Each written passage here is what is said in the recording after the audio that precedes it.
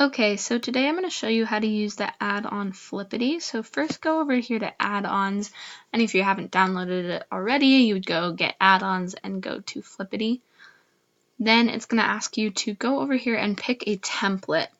So today we're going to use the flashcard template, and you're going to go right here and click Use.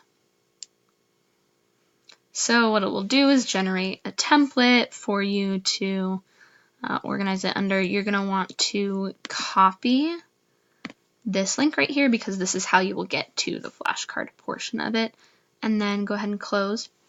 And then you'll just take any of these and put in your own words. So let's say we want to do the author of Harry Potter on the first slide, and the second slide will be J.K.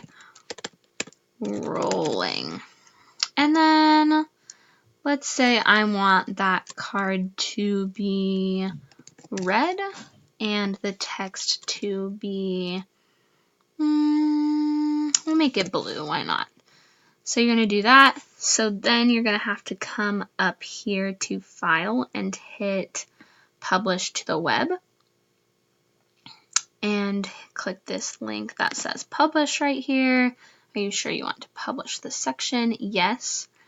And then you're going to come over and go to a new link, paste that flippity.net URL, hit enter, and it will take you to your flashcards. And so then you can flip it over. You can go to a list of all of yours, go to practice, matching, match them all together, word cloud, that would help show the important concepts on the flashcard that come up often, and go to more, you can set them up to do bingo, crossword, hangman, etc. But what this would be really helpful for is it very quickly creates a lot of different options for students to have for review, for learning new concepts as you're going, and it's a pretty quick, painless, easy way to put all of that together in this very simple spreadsheet, and then it generates everything and does all the work for you, so you don't need a whole lot of extra steps in there.